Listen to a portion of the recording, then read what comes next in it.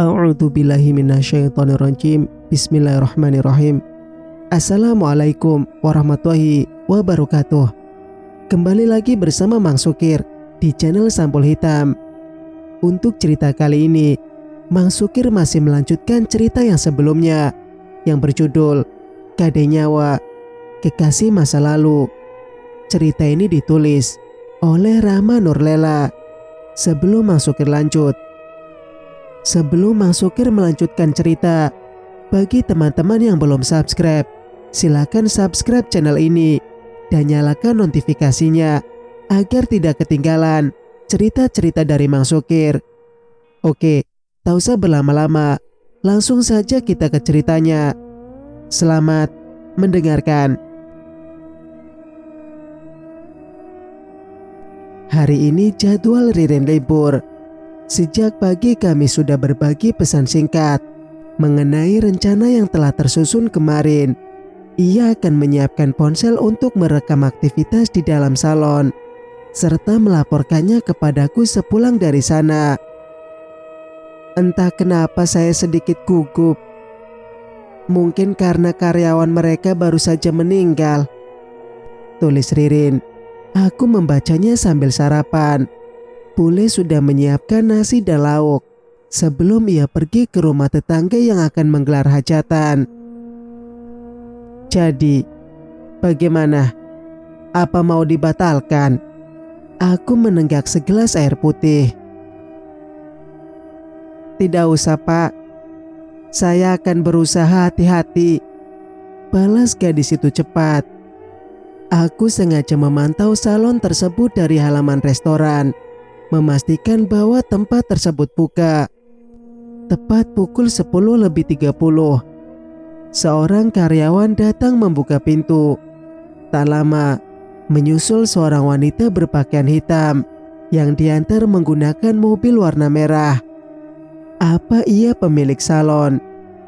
Pukul 11:30, Ririn berangkat. Ia datang sendiri mengendarai motor. Aku bisa melihat gelagatnya cukup gelisah, merapatkan tudung jaket agar tidak ada yang mengenali. Saya siap masuk, pesannya sebelum mendekati pintu masuk. Oke, saya tunggu di dalam saja. Takut ada yang curiga. Aku segera masuk restoran. Beruntung, semua karyawan sedang sibuk melayani tamu. Sepertinya tidak ada yang melihatku di halaman parkir. Hingga 1 jam lamanya, Ririn belum mengirim pesan. Aku menunggu dengan cemas, padahal ia hanya masuk salon biasa. Apa mungkin memang ada sesuatu di dalamnya? Nada ponselku berdering. Aku langsung memeriksanya, berharap itu info dari Ririn. Wang, rumah kos yang kamu bilang sudah dibersihkan orang. Kapan temanmu mau pindah? Biar nanti Bule bantu menata barangnya. Bule mengirim pesan. Nanti aku kabari lagi. Makasih Bule. Aku menghela napas. Semoga saja Mega betah di sana. Aku cukup cemas sejak kejadian kemarin. Takut sesuatu menimpanya, atau bahkan ia terlibat dalam kematian Dewi. Mikir apa aku ini? Tanganku beralih ke kontak Mega. Nada terhubung terdengar. Beberapa saat setelah aku menekan tombol panggilan. Hari ini, apa ia masuk kerja? Halo. Suara serak terdengar. Mega, kamu sakit? Aku langsung panik. Iya, sedikit. Ada apa? Begini, kamu jadi pindah. Rumah milik Bule yang kubilang kemarin sudah siap, ujarku. Iya, nanti malam. Tolong antar aku ke sana, sautnya. Masih dengan nada yang sama. Aneh, darahku berdesir mendengar suaranya. tengkuk meremang, seolah-olah pernah menjumpai intonasi serupa. "Oke, kamu di kos kan? Istirahat saja dulu," saranku. "Iya." Panggilan terputus. Tanpa sempat kuucapkan salam penutup. Syukurlah Mega tidak masuk kerja, karena jika ia ada di salon, pasti akan mengenali Ririn. Jarum jam terus bergerak, seiring rasa gelisah yang kian memuncak. Aku harus melakukan sesuatu. Ririn tidak bisa dihubungi, tetapi aku yakin ia sudah keluar dari salon sejak siang tadi. Ini sudah pukul 16.30. Karena penasaran, aku menelponnya sekali lagi. Tidak bisa. Rasa gelisah berubah menjadi cemas. Bagaimana jika terjadi sesuatu dengan gadis itu? Tanpa berpikir lama, aku beranjak keluar. Ririn tinggal bersama orang tuanya, masih di daerah Karangmojo. Aku berencana ke sana, tentu tanpa memberitahu siapapun. Saat di parkiran, ponselku berdering. Nama Ririn muncul di notifikasi. Berdebar. Aku membuka pesan yang kunanti sejak siang tadi. "Bisa ketemu di taman kota, Pak. Saya tunggu sekarang." Aku menghela napas panjang. Sekilas, kulirik salon dengan logo wanita berkebaya Jawa di seberang jalan. Sepi, tidak ada penjaga seperti biasanya. Bahkan pintu pun tertutup rapat.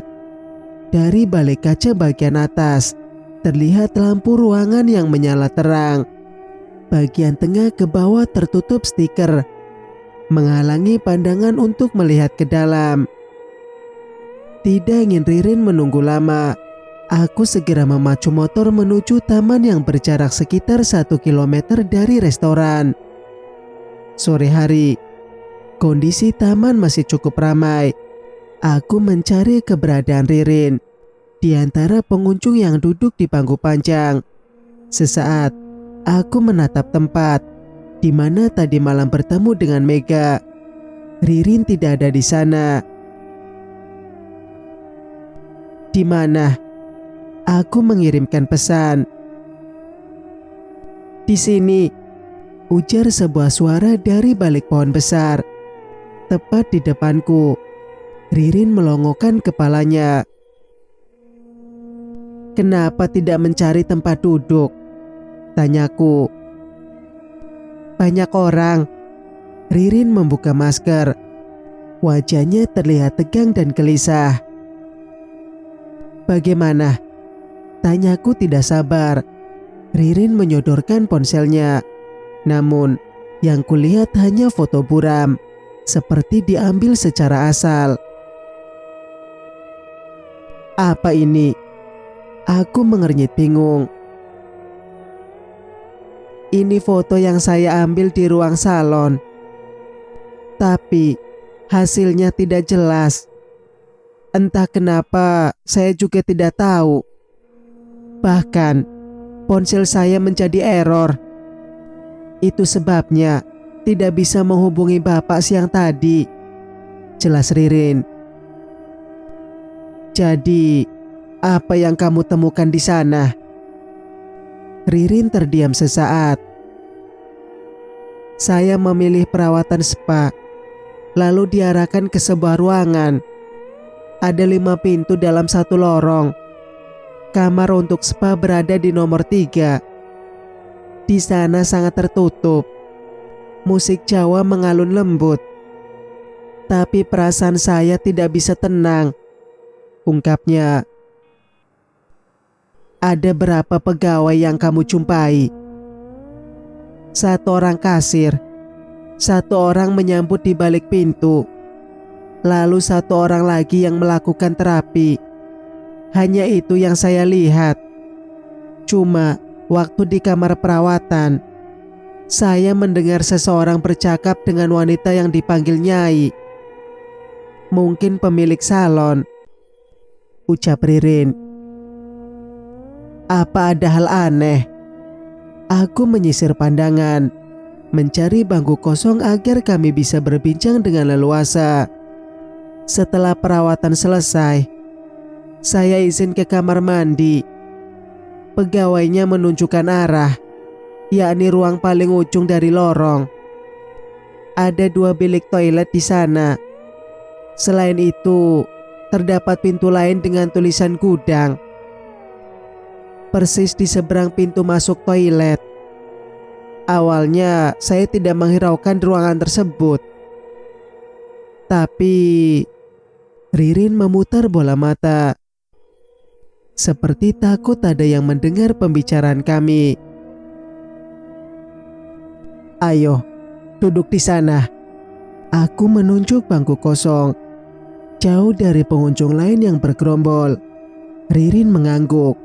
Kami pun menghampiri tempat tersebut. Lanjutkan, pintaku, usai menyandarkan punggung yang pegal. Ada bau tidak sedap yang saru dengan aroma dupa. Pikir saya, cukup aneh karena jelas-jelas tulisannya gudang.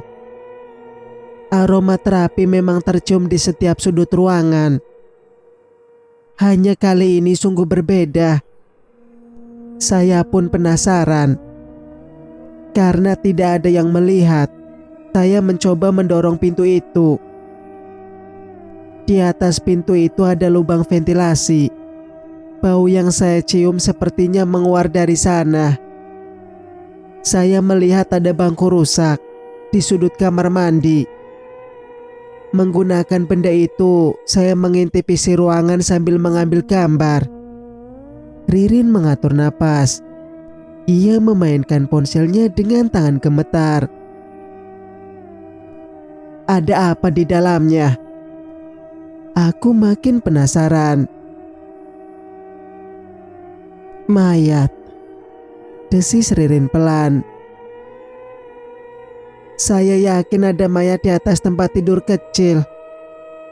Cahaya lilin di dalam ruangan cukup memberikan penerangan bahwa apa yang saya lihat nyata. Mayat. Aku tercekat. Seperti apa wujudnya? Gadis itu menggeleng pelan. Sepertinya mayat perempuan. Tubuhnya sudah membengkak. Wajahnya tidak terlihat jelas. Tapi kamu baik-baik saja. Aku menatapnya cemas. Saya berhasil keluar, meski nyaris ketahuan. Tapi sayang sekali, semua yang saya rekam hasilnya rusak. Keluhnya. Aku meminjam ponselnya kembali, mencoba melihat hasil rekaman dari foto yang Ririn ambil. Benar apa yang ia katakan. Semua gambar buram dan tidak fokus. Buram dan tidak fokus. Saya juga mencari tahu tentang susu kecantikan yang kabarnya tersedia di sana. Ternyata benar ada. Bahkan saya ditawari harga khusus jika mau pasang hari ini, ucap Ririn. Aku mengangguk. Setidaknya sudah kuperoleh sedikit informasi mengenai salon tersebut. Terima kasih, Rin. Kamu mau makan? Tawarku. Tidak usah, Pak. Saya mau pulang saja sebelum maghrib. Tolaknya. Mau saya antar? Saya bawa motor. Gadis itu menunjuk parkiran. Ia pamit. Setelah tidak ada lagi yang kami bicarakan, aku menyuruhnya merahasiakan soal hari ini dari siapapun. Andai benar apa yang ia lihat adalah mayat, bagaimana cara mengungkapnya kepada publik? Selain itu, kami tidak tahu rahasia lain yang disembunyikan oleh pemilik salon. Namun, apakah Mega mengetahui hal tersebut? Aku ingin sekali bertanya tentang dirinya. Tetapi setiap kali bertemu, hanya rasa suka yang kian membuncah. hingga melenyapkan seluruh kalimatannya. Matahari sudah tergelincir. Aku menatap ufuk barat, di mana semburat jingga terhalang pepohonan yang bergoyang. Samar, terlihat bayangan perempuan yang tak asing. Ikat kepala hitam dan tatapan datar. Astaga, ia wanita yang kulihat semalam di tempat yang sama. Ia sungguh menatap ke arahku. Itu sebabnya aku pikir untuk menghampirinya. Namun, saat hendak menyeberang, wanita tersebut buru-buru menghindar. Ia berlari kecil ke taman sebelah, di mana pohon kayu tumbuh cukup rapat. "Hei, tunggu!" seruku menanti sebuah mobil melintas. Aku berhasil menyeberang, tetapi wanita itu sudah menghilang. Sial, apa yang ia mau? Jika ku taksir, umur kami tidak beda jauh. Ia seperti gadis berusia 25 tahunan. Aku berbalik, nyaris menabrak gerobak mie ayam yang melintas di belakang. Penjualnya langsung minta maaf. Ia pun menepikan gerobaknya, persis di tempat wanita tadi berdiri. "Cari siapa, Mas? Sepertinya lagi bingung," sapa penjual mie sambil menurunkan kursi. "Tidak kok, Pak. Tadi sepertinya lihat orang yang saya kenal di sini," ujarku. "Apa maksudnya Soka?" Lelaki itu asal menebak, membuatku yang terkesiap. Soka siapa?" Aku kebingungan. "Oh, maaf kalau salah. Soalnya yang biasa berdiri di sekitar sini hanya Soka. Karena memang taman hijau itu kawasannya," ungkap penjual mie ayam. "Apa perempuan yang Bapak maksud pakai ikat kepala hitam?" tanyaku penasaran. "Benar. Berarti benar Soka kan? Soalnya jarang ada orang melintasi trotoar sini. Mereka lebih memilih lewat depan taman seberang. Terlebih, trotoar ini hanya melingkar, memutari taman hijau." Pungkasnya, aku menganggukkan kepala. Syukurlah, setidaknya mungkin wanita itu tidak berbahaya. "Kalau di sini sepi, kenapa Bapak mangkal di sini?" Aku cukup heran. "Karena Soka pelanggan saya. Ia setiap hari membeli mie ayam. Sekitar maghrib, paling sebentar lagi," sahutnya tersenyum. "Setiap hari? Apa nggak bosan?" batinku. Aku berencana menunggu kemunculan Soka dan menanyakan alasannya memperhatikanku. Ya, setidaknya itu dugaanku. Kalau tidak, untuk apa ia kabur saat ku dekati? Namun, rencanaku terpaksa gagal. Sukma menelpon. Ada urusan yang harus kuselesaikan di restoran. Dengan berat hati, ku tinggalkan tepi jalan dengan lampu-lampunya yang mulai menyala terang. Aku kembali ke parkiran. Saat bersiap menyalakan mesin motor, azan maghrib berkumandang. Di seberang sana, gadis itu terlihat. Ia membelakangiku, mengenakan pakaian yang terlihat cukup aneh untuk dibilang sebuah seragam. Entah kenapa, aku tertarik pada penampilannya yang mirip seorang petarung. Singkat cerita, sesuai janji, aku menjemput Mega untuk mengantarkannya melihat rumah bule yang ingin ia sewa. Sepulang dari restoran, aku langsung menuju kos Cempaka. Gadis itu sudah menunggu di depan gerbang yang tertutup. Terlihat beberapa kamar yang gelap. Mungkin banyak yang memilih pindah seusai tragedi kemarin. "Tempat itu sudah gak layak huni," ujar Mega seolah-olah mengerti kecamuk dalam pikiranku. Oh, kenapa? Aku melirik bangunan yang memang tampak mengerikan, terlebih saat malam. Sisi gelap manusia bersarang di sana. Kamu bahkan gak akan menyangka orang yang terlihat manis di depan seperti apa di belakang. Mau tahu apalagi yang lebih kelam? Tanya Mega lirih. Apa sih? Ayo, cepat naik. Ajakku karena merasa tidak nyaman.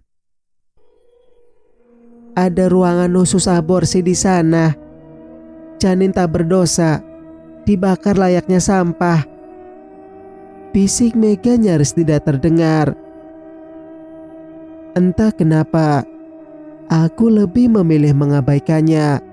Rasa gelisah yang teramat sangat membuat perut seperti diremas. Belum lagi kisah yang diungkapkan Ririn mengenai penemuannya di salon siang tadi. Sungguh membuatku berdebar, tetapi juga meninggalkan jejak rasa penasaran. Kamu sudah makan?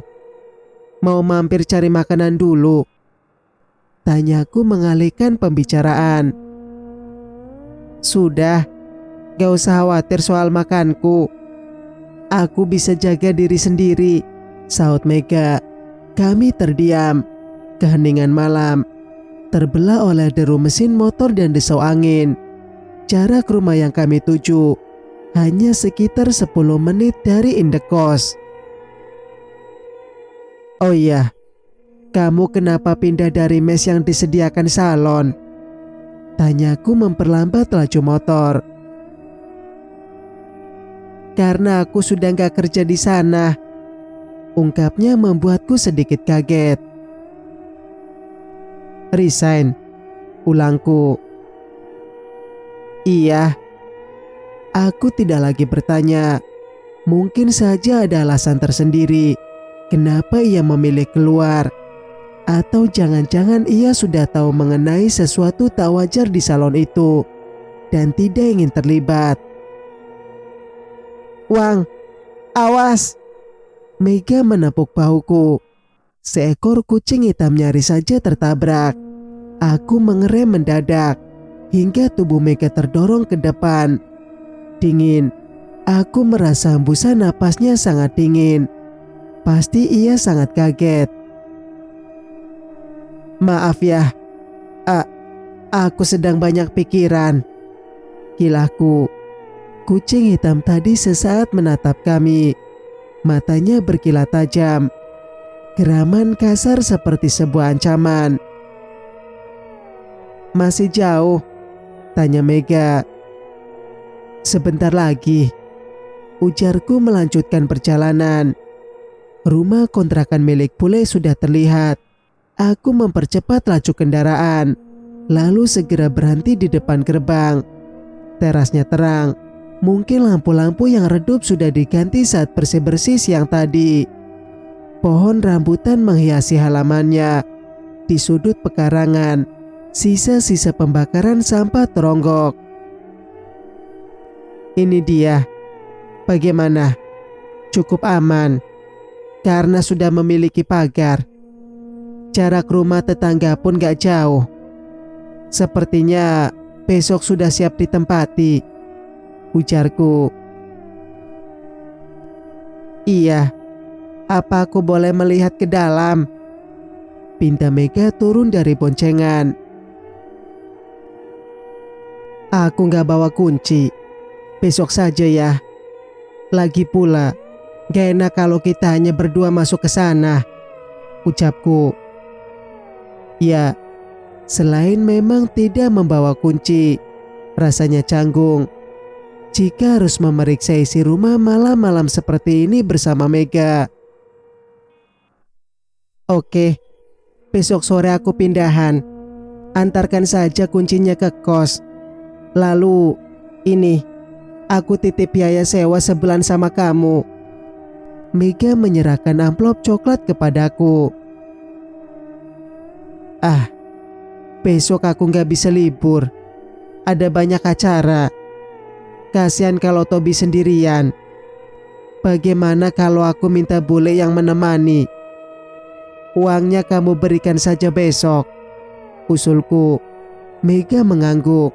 Ia menatap lurus ke arah bangunan sederhana, tetapi cukup nyaman tersebut. Aku pernah menginap di rumah itu sekali, beberapa hari setelah penghuninya keluar. Pale membersihkan bagian dalam sekaligus mengecat ulang. Aku membantunya hingga sore, dan kebetulan hujan turun sangat deras. Kami terpaksa tidur di sana. Beruntung membawa baju ganti. Kalau begitu, ayo kuantar pulang. Besok pagi, biar boleh ke kos Cempaka menjemputmu, tugasku.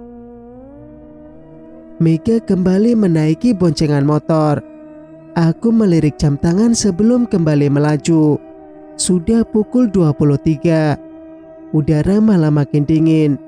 Mega hanya mengenakan kemeja tipis dan celana hitam panjang. Seperti biasa, rambutnya dibiarkan tergerai bebas. Terkadang, sapuannya menggelitik tengkuku. Kamu serius gak lapar? Tanyaku khawatir. Iya. Mega memegang pinggangku. Jemarinya yang lentik terasa dingin, sama seperti kulitku yang terkena angin. Pulangnya bisa lewat Jalan Kenanga saja. Mega menunjuk arah kanan di persimpangan depan. Memang, lewat sana lebih cepat sampai. Namun, harus melewati rumah tua yang selalu kuhindari. Bisa sih. Tapi, bukankah lebih nyaman lewat jalan tadi? Aku mau lewat sana, pinta Mega. Terpaksa, aku menurut. Lagi pula, aku tidak ingin menampakkan rasa takutku kepadanya.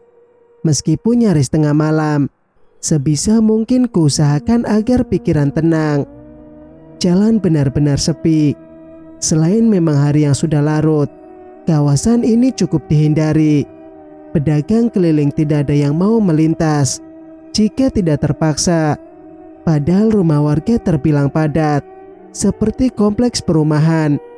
Hanya gara-gara rumor dan kisah masa lalu rumah kosong itu, suasana malah menjadi mencekam. Entah kenapa, motor menjadi lebih lambat walau aku sudah menambah kecepatannya.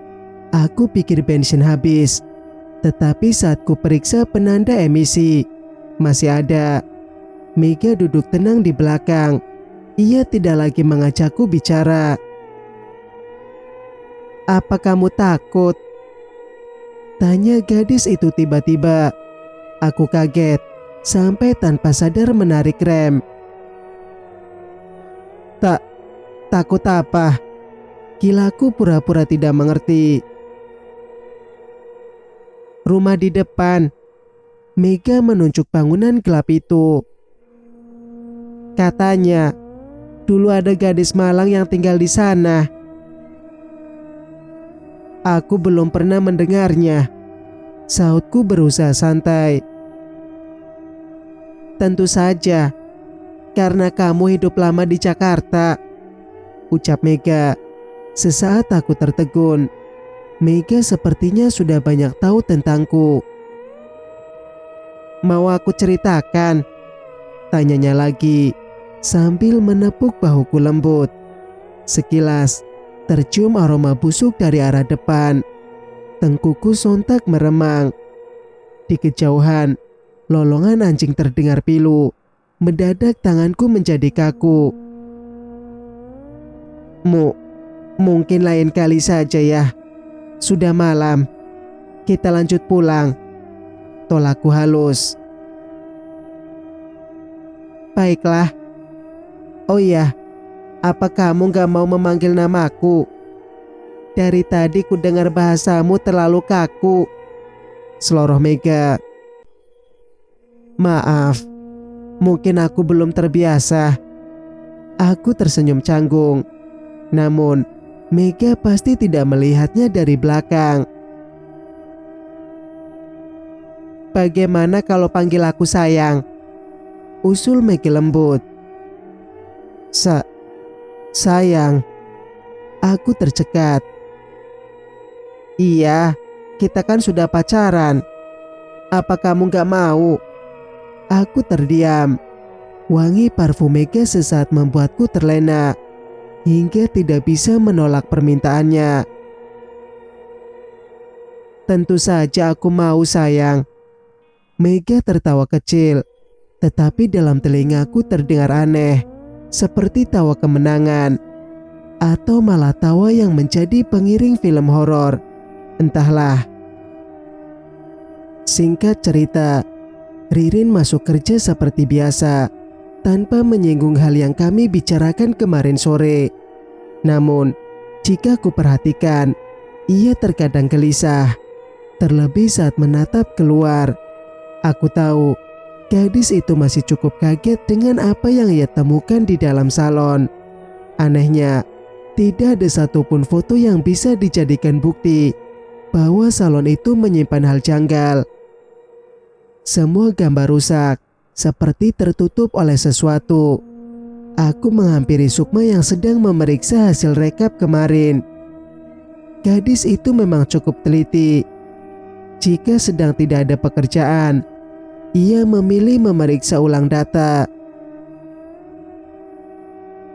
"Kamu sakit?" tanyaku menatap wajahnya yang kusut dan pucat.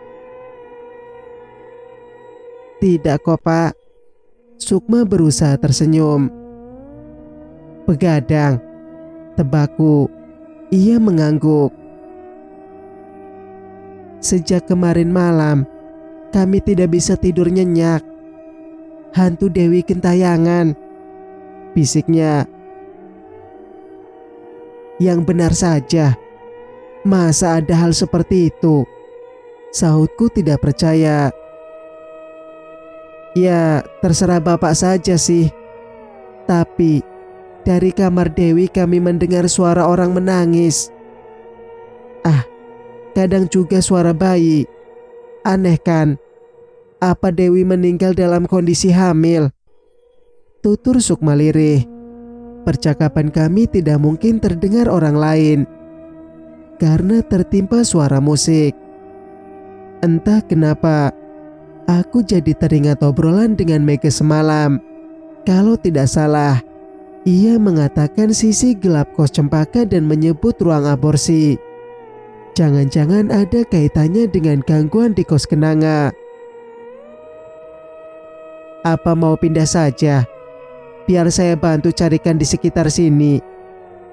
Kebetulan, saya ada rencana menyediakan mes khusus karyawan," usulku. "Tanggung, Pak. Baru pertengahan bulan. Tapi boleh juga usulan Bapak. Di dekat taman kota ada bangunan baru berlantai 2. Saya lihat ada tulisan kamar kosong. Bawahnya minimarket. Sepertinya cocok kalau untuk mes cewek," ungkap Sukma. "Nanti coba saya periksa ke sana. Tapi kamu serius baik-baik saja?" "Sebenarnya tidak juga. Setiap lewat tengah malam, bau amis memenuhi kamar. Kami sampai tidur di dalam satu kamar, bergantian. Entah kalau di lantai atas." Sukma bergidik. "Katanya kalau sudah lewat 7 hari, kemungkinan arwahnya sudah kembali dengan tenang." 2 orang tamu masuk. Kami langsung pasang badan, mempersilahkan pelanggan memilih meja dengan sopan. Mereka mengambil saung nomor 4. Adi segera mengambil buku menu dan mempersiapkan kertas catatan. "Ya sudah, nanti waktu istirahat kamu gunakan untuk tidur saja di loker. Saya ke dapur dulu," pamitku. Aku menuju pintu berwarna coklat yang selalu tertutup, dekat tangga. Di baliknya terdapat dapur pengolahan dan penyajian makanan. Aku selalu memastikan kebersihan area ini. Beruntung, semua karyawan bisa diajak bekerja sama. Bagaimana persiapan untuk acara jam 2, Pak? Tanyaku pada Pak Yusuf. Aman, Pak. Semua sudah kami persiapkan di meja sana. Lelaki parubaya itu menunjuk ruangan paling ujung. Terima kasih. Jika ada kendala, jangan sungkan konfirmasi ke saya ya. Aku mengangguk. Baik, Pak. Aku kembali keluar. Kali ini memeriksa 10 saung yang telah disewa. Lokasinya di belakang, melewati kamar mandi dan wastafel. Kulihat Ririn sedang mengelap bantal tempat duduk. Ia berjingkat kaget saat kusapa. Jangan melamun, selorohku. Tidak kok. Ia meneruskan pekerjaannya. Oh iya, Pak, saya izin libur besok karena jadwal operasi ibu dimajukan. Lalu... Boleh, tentu saja. Nanti kamu konfirmasi dengan Wulan saja ya. Tukar libur dengan dia. Lalu apa? Aku menautkan alis. Lalu... Saya tidak mau lagi masuk ke salon itu. Saya janji akan segera bayar hutangnya. Atau potong saja seluruh gaji saya tiap bulan. Ujar Ririn pelan. Aku menoleh. Takut ada yang mendengar pembicaraan kami. Iya, tenang saja. Tapi, apa terjadi sesuatu? Ririn terdiam. Wajahnya jelas menyiratkan rasa gelisah dan takut yang mendalam. Saya mimpi buruk. Saya melihat mayat itu dari dekat. Ucapnya setengah berbisik. Apa? Saya tidak yakin. Tapi wajah itu seperti tidak asing. Ririn meraih tisu di meja untuk menyeka keringat di dahi. Siapa? Detak jantungku mendadak tidak beraturan. Ririn menggeleng. Lupa, Pak. Karena saya keburu bangun. Takut. Singkat cerita, sehabis asar, Bule menelpon. Ia menanyakan kapan Mega siap pindah. Aku baru tersadar, belum menanyakan ulang kepada gadis itu. Aku telepon Mega dulu, Le. Tutupku. Baru hendak mencari nama kontaknya, Mega sudah mengirim pesan. Tolong bilang bulekmu, nanti habis maghrib sekalian saja pindahannya, Wang. Aku sedang ada urusan. Oke, kamarmu sebelah mana? Biar dibantu angkat barangnya. Balasku. Gak perlu, tunggu di gerbang saja. Aku lekas menyampaikan pesan Mega tersebut kepada Bule. Wanita 40 tahun itu sudah terbiasa mengendarai motor sendiri. Jadi aku tidak terlalu khawatir. Terlebih, setelah tahu bahwa yang akan menyewa rumahnya adalah teman wanitaku, ia sangat bersemangat. Kamu itu sudah cukup mapan. Sudah pantas cari pendamping hidup. Begitu ujarnya berulang-ulang. Aku menitipkan Mega kepada Bule. Tak lupa menyebutkan ciri-cirinya. Takut dia salah orang. Untuk foto, aku sama sekali tidak punya. Kami belum sempat berfoto. Profilnya pun kosong tanpa gambar. Sejenak, aku kembali fokus ke pekerjaan. Tobi sudah pulang. Selain karena shift pagi,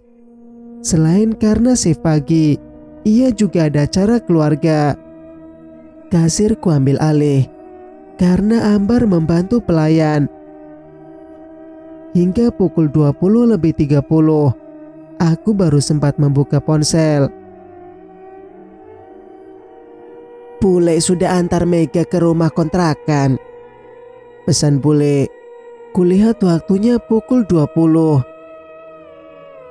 "Apa dia betah?" Kutunggu sampai 15 menit. Bule belum membalas. Saat Ambar kembali ke kasir, aku pamit ke toilet. Sejak kejadian tidak mengenakan siang itu, aku selalu ragu untuk masuk ke sana. Restoran hanya memiliki 2 kamar mandi untuk tamu, pria dan wanita, sedangkan karyawan dapur memiliki 1 bilik di belakang.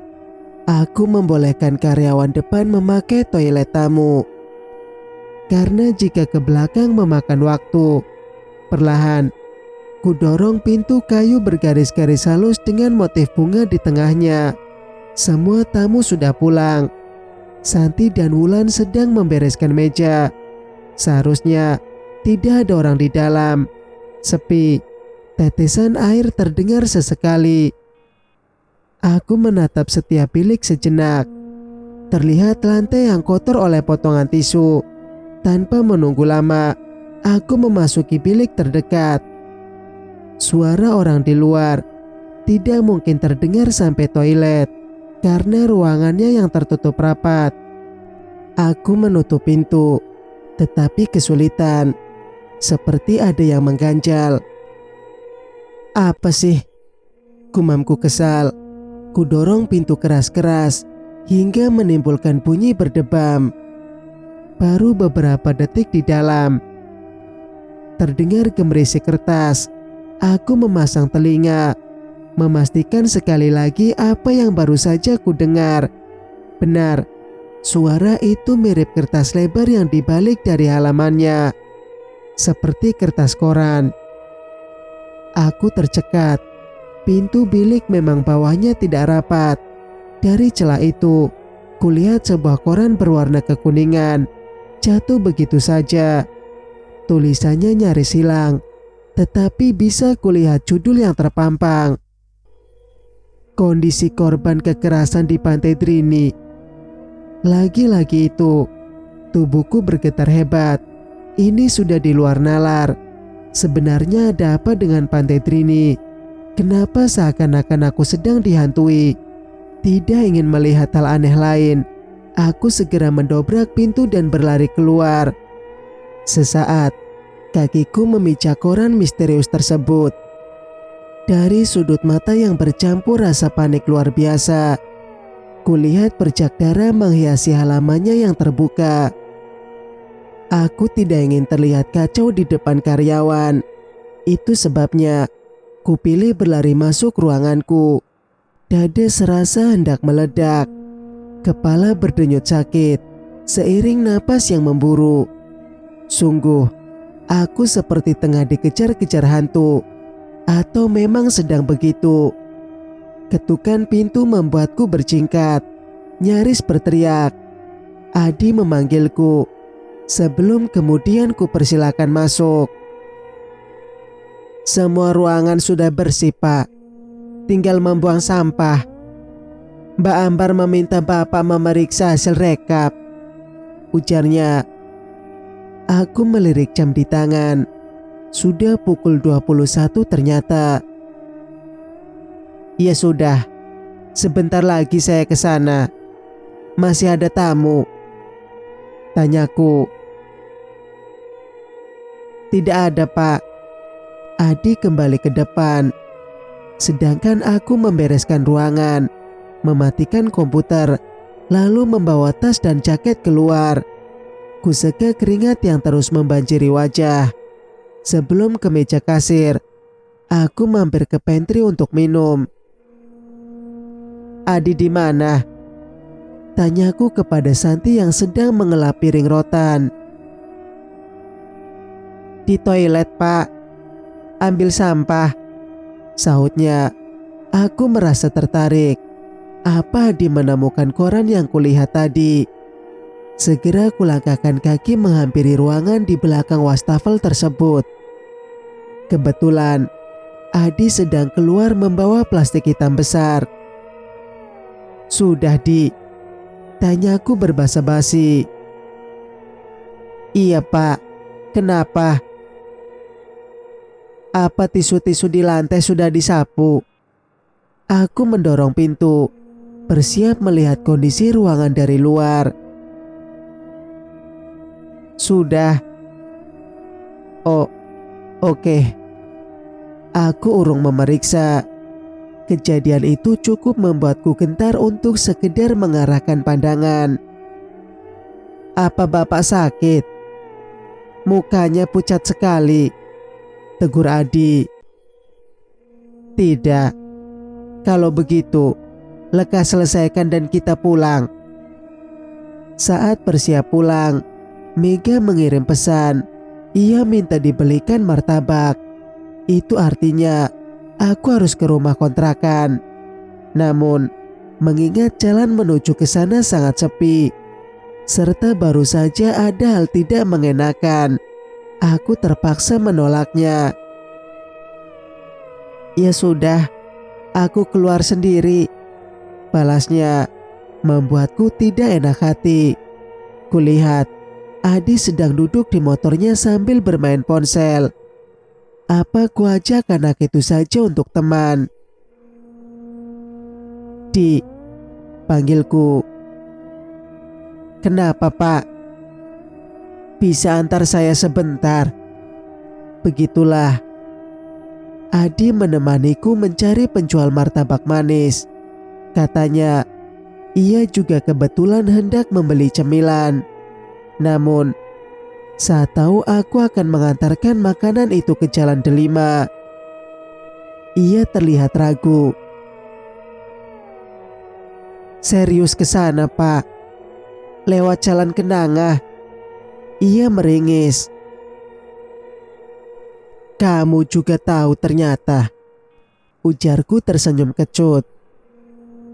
"Semua orang Karangmojo kayaknya juga tahu, Pak," balas Adi. "Ya sudah, kita lewat jalan satunya saja. Memang lebih jauh, tapi setidaknya cukup ramai," putusku. "Kalau boleh tahu, memangnya buat siapa?" Adi melirikku. Pemuda 20 tahun itu sepertinya cukup penasaran. Kupikir malah ia sudah bisa menebaknya. "Mega," sautku singkat. Adi tidak menjawab. Kami pun segera melajukan motor ke Jalan Asoka. Sepintas, kulihat jarum jam sudah menunjukkan ke angka 10 lewat. Jangan sampai tengah malam kami masih di sekitar Jalan Delima, karena di sana pun tidak ada pos ronda di atas pukul 22. Kawasan rumah penduduk sunyi senyap. Hebatnya, meski tanpa penjaga keamanan, maling tidak pernah berani merambah daerah tersebut. Awalnya, kami berjalan beriringan, namun makin lama jalan kian sempit. Aku pun memimpin di depan dengan kecepatan sedang. Embusan angin membelai wajah. Dingin. Aku menutupkan kaca helm, sekedar menghalau udara yang mengusik hidung. Di pertengahan, aku tertegun. Portal melintang menghalangi jalan. Padahal 200 meter lagi sampai di rumah kontrakan. "Kenapa ditutup begitu, Pak?" tanya Adi berhenti di sampingku. "Tidak tahu. Mana tidak ada yang jaga." "Masa mau putar balik?" Adi meringis. "Ya mau bagaimana lagi? Tanggung. Sudah sampai sini. Kita putar balik sebentar, lalu ambil jalan pintas di sana. Saya tahu arahnya. Ayo." Aku memutar kendaraan ke arah sebaliknya. Tujuanku adalah gang sempit, melewati tembok-tembok tinggi. lalu perkebunan pisang. Meski ragu, tetapi karena ada adik, kupikir tidak apa-apa. Namun, lagi-lagi aku harus menelan ludah. Gang tersebut sudah ditutup dengan tumpukan kursi tua. Sepertinya tidak digunakan lagi sebagai jalan pintas. Ah, sial. Kita pulang saja deh. Ketusku kepada Adi yang menunggu di belakang. Serius tidak apa-apa? Tanya Adi. Entah, saya telepon sebentar. Aku meraih ponsel, lalu mencari kontak Mega. Hingga beberapa detik, panggilan tidak diangkat. Apa dia sudah tidur? Ah, sudah tidur kali. Yuk, pulang saja. Ajakku tidak enak kepada Adi. Kami kembali menyusuri jalan yang lengang. Sebenarnya ingin sekali menambah kecepatan, tetapi takut menabrak kucing. Karena di daerah ini banyak sekali hewan tersebut. Adi melaju pelan di belakangku. Sesekali ia bersenandung, mengikuti lirik lagu yang didengarnya melalui handset. Namun, samar-samar nadanya ada yang aneh. Seperti bukan suara pria, semacam kumaman wanita. Aku berhenti sejenak karena heran. Adi makin dekat. Ia menatapku heran. Ada apa, Pak? Ia ikut berhenti. Tidak. Kamu lagi pakai handset kan? Tanyaku memastikan. Ia mengangguk, menunjuk telinga yang tersumpal benda berwarna putih. Ya sudah, ayo jalan lagi. Aku kembali menarik gas. Dalam kesunyian, aku merasa bagian belakang motor memberat. Kulirik kaca spion dengan hati-hati. Hanya terlihat sorot lampu motor milik Adi. Aneh. Punggungku seperti terhalang sesuatu dari hembusan angin belakang. Tiba-tiba, Adi menyalip di depan. Pak, saya kebelet nih, serunya. Ya sudah, buruan, saya ikuti di belakang, sautku tenang, walau hati tidak nyaman. Adi mendahuluiku, dan rasa gelisah itu kian menjadi. Terpaksa, aku menghentikan motor lagi, lalu menoleh ke belakang. Jantungku seperti terhempas dari tempatnya. Napas tercekat. Bau busuk langsung menyengat. Sumbernya dari potongan badan tanpa kepala yang membonceng motorku.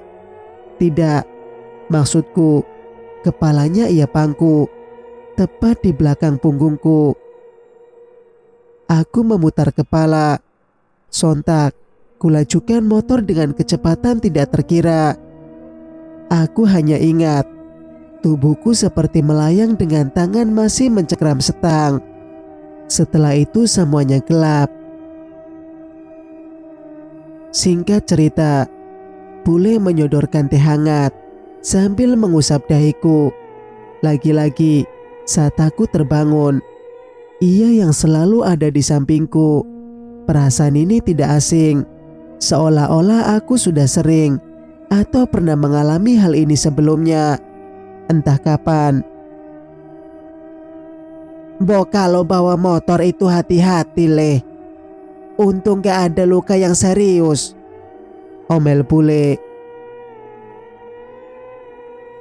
Siapa yang bawa aku ke rumah? Aku menegakkan badan. Pak Lekmu dibantu warga Jalan Asoka. Lagian, kamu malam-malam kenapa bisa di sana? Bule meraih batok kelapa berisi parutan bawang merah dan minyak kelapa. Ia membalurkan ramuan itu ke pipi dan sikutku. Kok Pak Lek tahu? Karyawanmu. Siapa itu yang cowok? Telepon. Katanya kamu nyungsep di parit. Ada-ada saja. Bule menggeleng. Tadinya aku mau ke rumah kontrakan. Mega minta dibelikan martabak. Ternyata jalannya tutup. Mau lewat jalan pintas juga nggak bisa. Mau putar lewat jalan kenanga. Rumor itu sudah lawas. Lagi pula, kamu kan ada teman. Masa takut? Ledek bule. Sepertinya ia sudah tahu apa yang kucemaskan. Bukan begitu, sanggahku.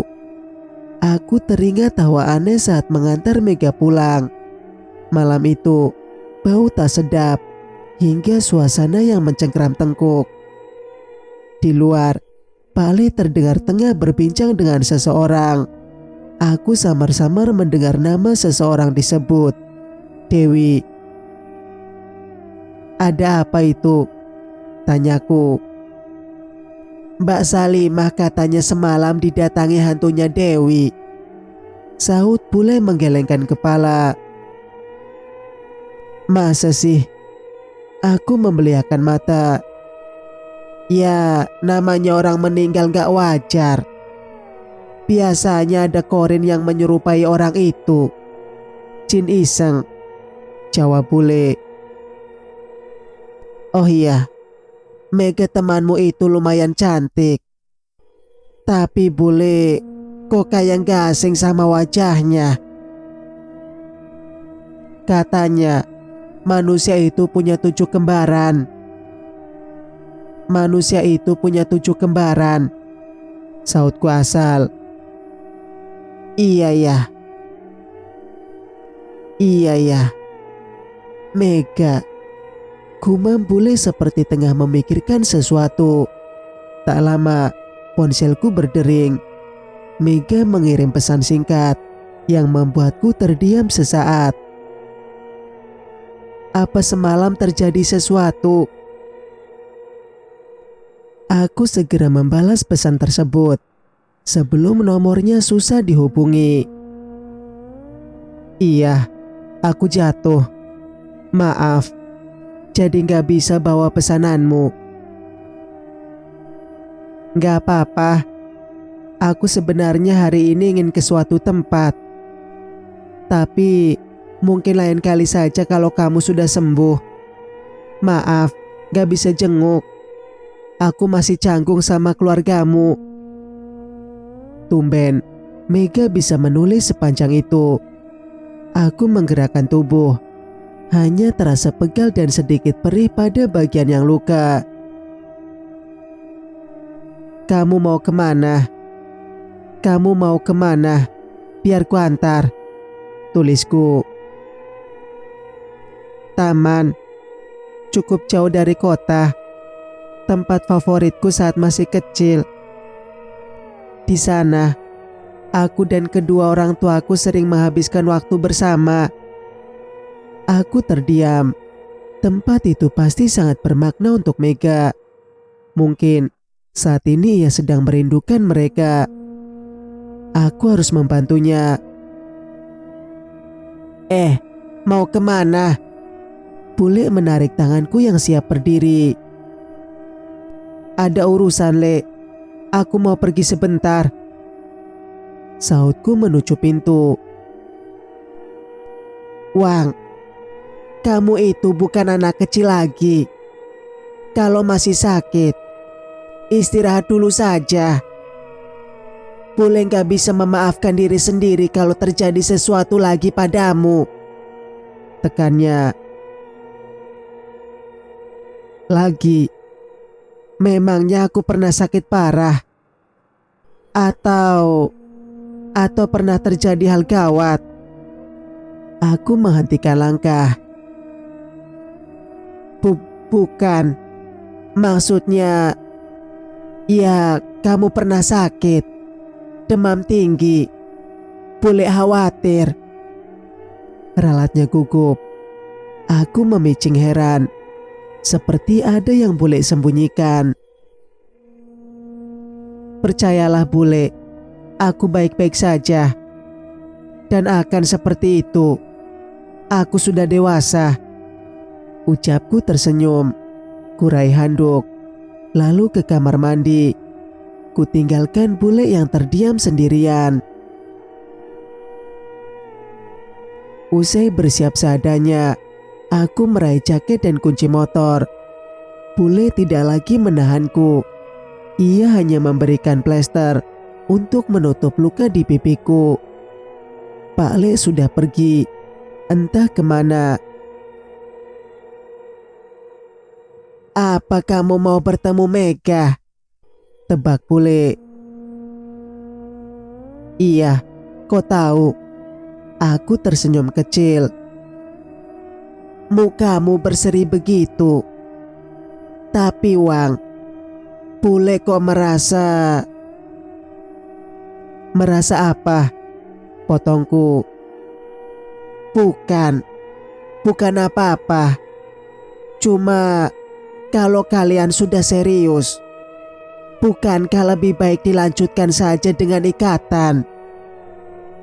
Bawa Mega kemari dan kenalkan kepada kami, titahnya. Soal itu aku belum memikirkannya, ujarku. Ya sudah, tapi jangan sampai kamu merusak anak orang. Ingat itu, Wang. Zaman sekarang, mata dan hati mudah digelapkan oleh nafsu sesaat. Bule percaya padamu, tapi bule gak bisa percaya begitu saja dengan orang lain, termasuk Mega, tandasnya. Iya, aku tahu, sahutku singkat. Aku mengirim pesan kepada Mega agar ia bersiap. Entah tempat mana yang ia maksud, tetapi aku sudah menyiapkan 2 helm. Hati-hati, Wang. Kalau bisa jangan main ke pantai. Katanya ombak sedang tinggi, pesan bule. Makasih, Le. Aku meraih tangannya. Ia seperti sudah kuanggap seperti ibu kandungku. Bersambung. Nantikan kelanjutan ceritanya di video berikutnya. Mang Sukir pamit.